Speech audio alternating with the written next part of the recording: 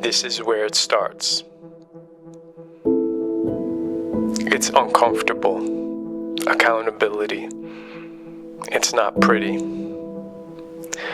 It forces you to face yourself, your thoughts, and your doubts.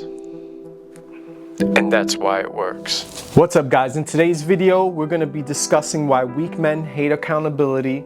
I'm also going to be showing you how fitness can be used as a gateway to start taking accountability in your life, and also give you a foolproof plan on how to start incorporating accountability in all facets of your life to truly make the changes that you need and make your life better.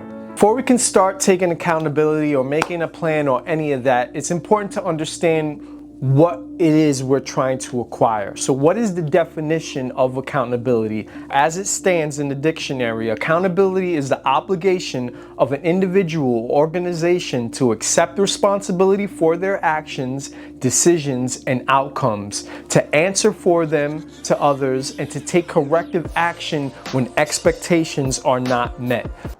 Wrapping up my run, I just wanted to include this in the video, and that's, listen, I understand how difficult it is to see an action that is the result of something you did wrong or something you did not do that you were supposed to do, and look yourself in the mirror and say, damn, this was my fault, especially when taking accountability has to do with you admitting that fault to someone else. It's hard enough to admit it to yourself. It's a whole other thing to admit it to someone else, but it's very necessary, and it frees you from the guilt and the shame that will lead you to be a worse version of yourself. So you're better off taking accountability, moving forward, and not repeating the mistake than holding that resentment, holding that shame in your subconscious, and allowing yourself to be a lesser version of yourself.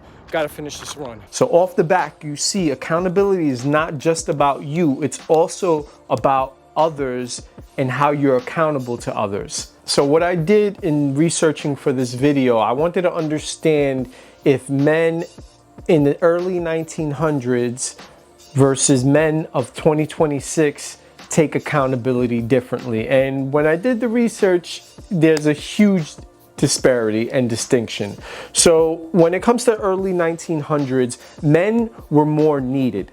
Think about it. Early 1900s, we're talking about literally the construction and the building of our nation. Roads, bridges, infrastructure with like transit and trains. Like over here in New York, like the train tracks were literally being laid in the early 1900s. So as a man, when you're waking up to not only serve yourself and your family, to put food on the table, you're also serving the greater society around you, because your work has so much purpose tied to it.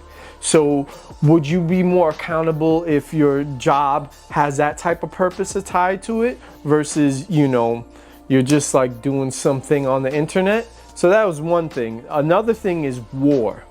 Think about World War I, World War II, the Vietnam War.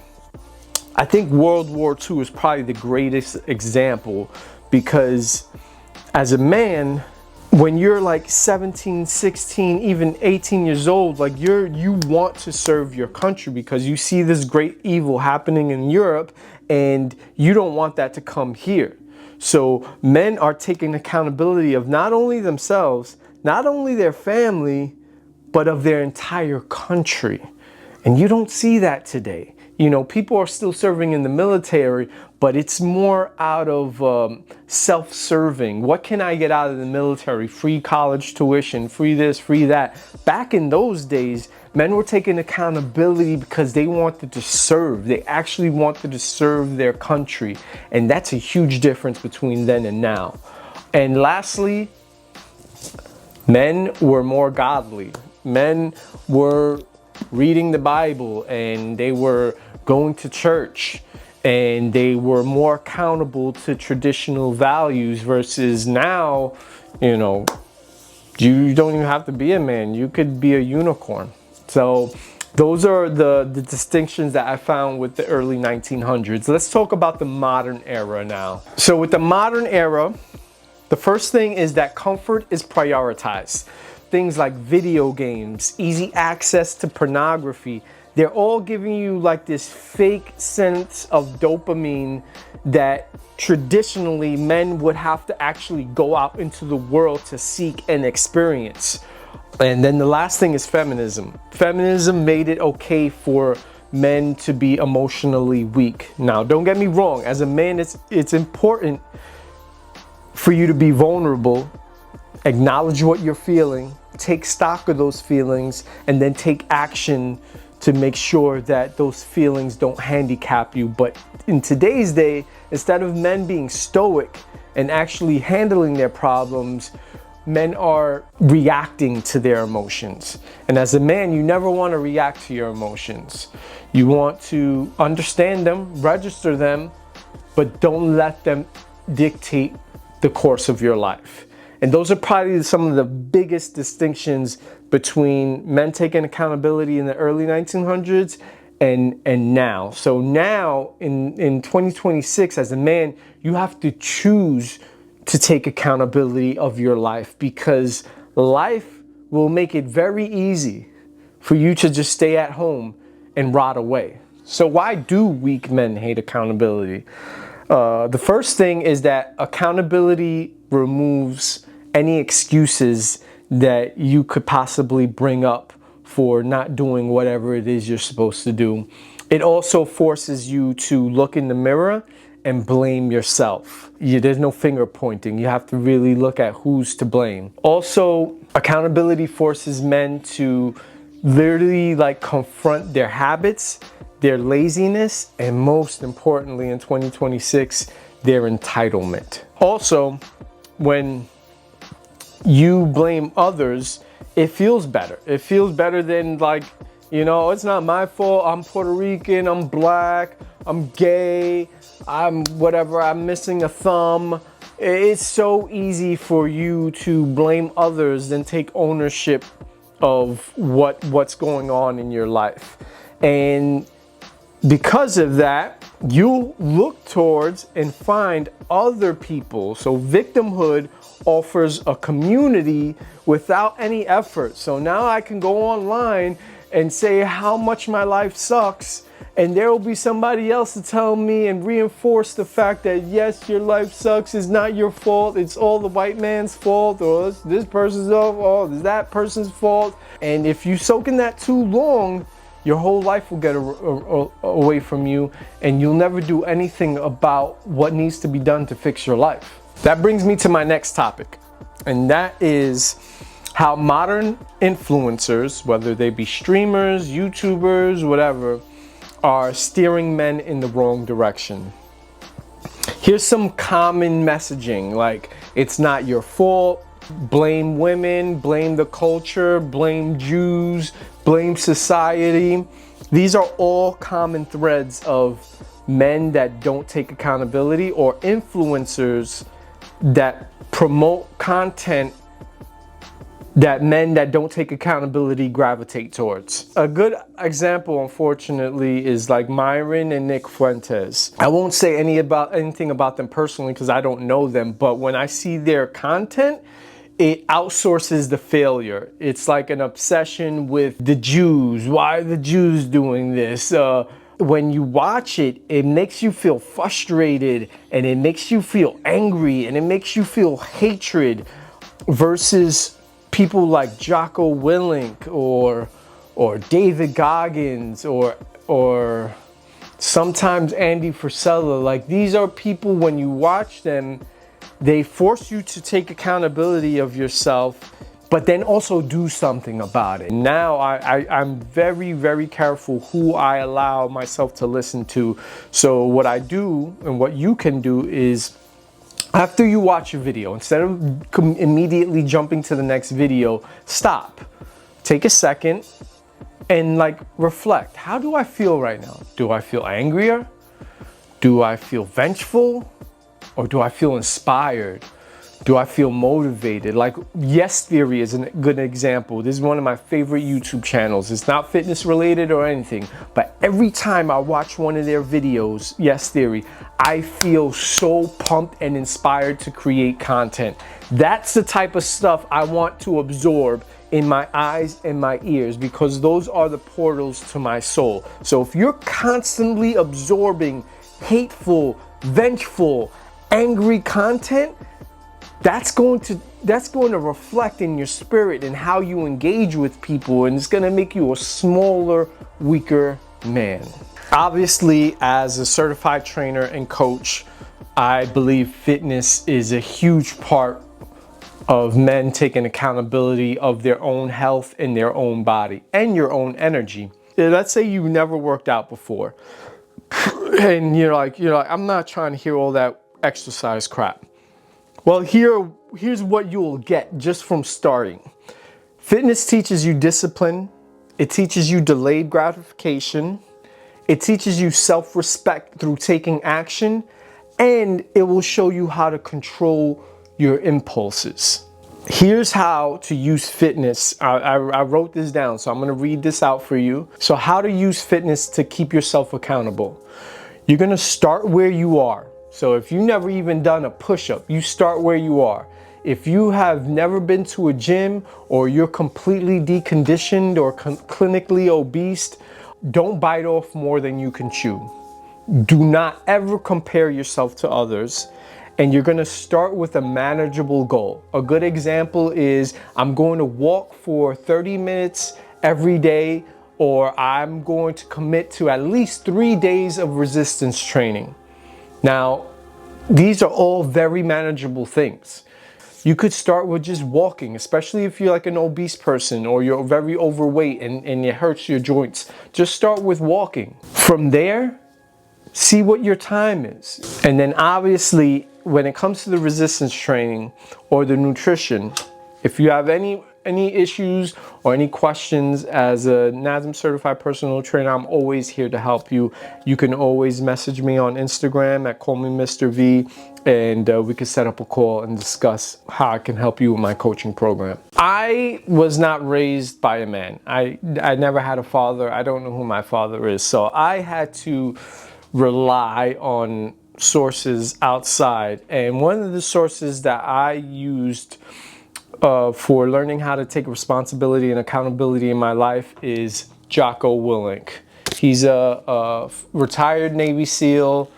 He owns a supplement company. He does a bunch of stuff. He has a podcast. You can check it out. But this book, Extreme Ownership, How Navy SEALs Lead and Win, was a big motivation for me. The title of the book is Extreme Ownership. That's another way of saying extreme accountability. So we're going to start with a passage from the chapter Extreme Ownership. If you buy the book, it's on page 30. On any team, in any organization, all responsibility for success and failure rests with the leader. The leader must own everything in his or her world.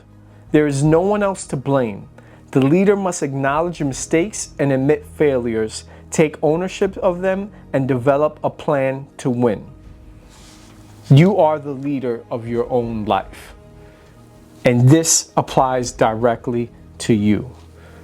The moment you can look yourself in the mirror, take stock of your life, and say, it's all my fault, is the moment that you gain the freedom to make changes for all of it. Because no longer are you looking towards the boogeyman outdoors. It's all here. And if it's all here, you have control to make those changes.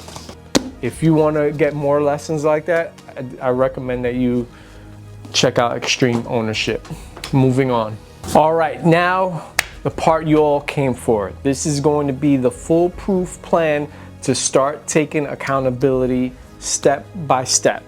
So, step one is taking a real self-audit, like a radical self-audit of yourself. So let's go through each step. The first one is going to be your body. You're going to want to test your strength. How many push-ups can you do? How many pull-ups can you do? You're gonna wanna assess your body fat. How much body fat percentage? You could do that either in a gym, you could use a regular scale, you could order one from Amazon. What's your cardio like? How long does it take you to run, jog, or even walk a mile? Get a tracker on your phone and go for a mile. If you walk the whole way, that's fine. How long did it take you? Did it take you an hour? All right, no problem. Next time, try to do it in 45 minutes. Try to do it in 50 minutes. Try to improve little by little by little. Next thing, your income. What's your weekly and monthly income? And how can you increase it? If it's you working a 40-hour job, maybe that's, you know, finding something that you can do on the side, a side hustle, like creating something, or, you know, getting a side job. Anything that you can do to increase your income to improve your standing in the world. This is probably one of the most important, your habits. What time are you waking up? Assess what you're doing between the hours of 8 and 10 p.m. That's usually where most time is wasted, between 8 p.m. and 10 p.m. There's things that you could be doing in that time when you're not working to better your life or to push yourself closer to your dream or passion or whatever it is. What are you doing for the first 30 minutes when you wake up? When you wake up, are you immediately checking the phone? Are you on Instagram or TikTok or whatever? All those things are sending messages into your brain that make you feel discouraged, that make it less likely for you to get up, take accountability, and move towards your life. Also, your relationships with family, romantic relationships, friends, and acquaintances. Take full stock of these relationships. Are they adding to your life? When you spend time with these people, do you feel better about yourself? Do you feel inspired? Do you feel motivated? Just like the thing with the content. How do these people make you feel when you're with them? Spend some time with them, even if they're family. Then after you're with them, how do you feel? You know, do you feel stronger? Do you feel like a better version of yourself? If not, it's difficult, but sometimes you have to make choices to spend less time with the type of people that make you feel angry, resentful, vengeful, bitter. You can't surround yourself with people like this. And if those people are your family, try to find ways to put some separation between you and them. Step 2, control the basics. The 2 basics, sleep and nutrition. If you're constantly eating outdoor food, that's a problem. If you're constantly going to sleep past midnight, that's a problem. These are all things that you can make changes. You can go to the supermarket once a week. If you need help with nutrition, I'm also a nutrition coach. Almost done with my certification. That should be done by the time I post this video. But yeah, those are easy things. Sleep and nutrition, make those changes. Also, your training and environment. So control the basics. Step 2, sleep, nutrition, your training, and your environment. Step 3, non-negotiables. So these are things that, like, no matter what you're going to do, no matter how you could feel like complete shit, you're gonna do them. And that is at least one productive task and your physical challenges. Step 4, remove the poison.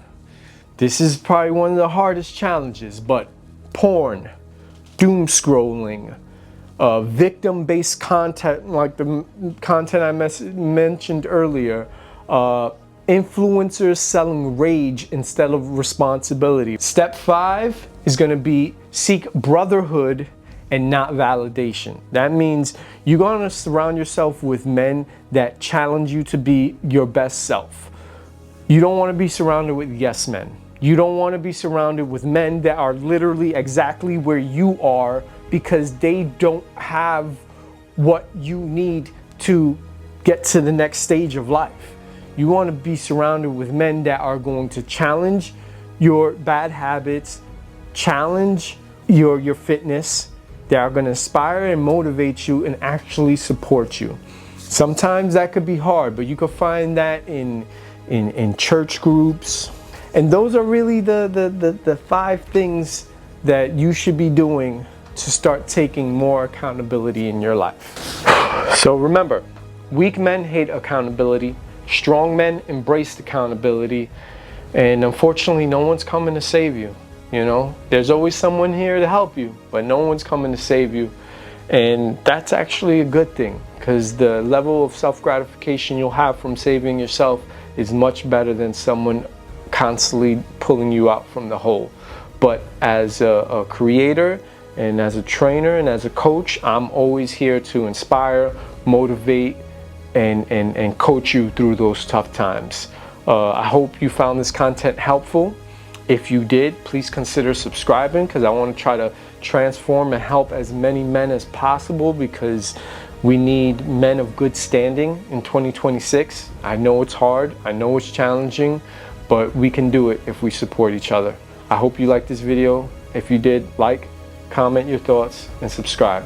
Until next time, fuck your insecurities. Peace.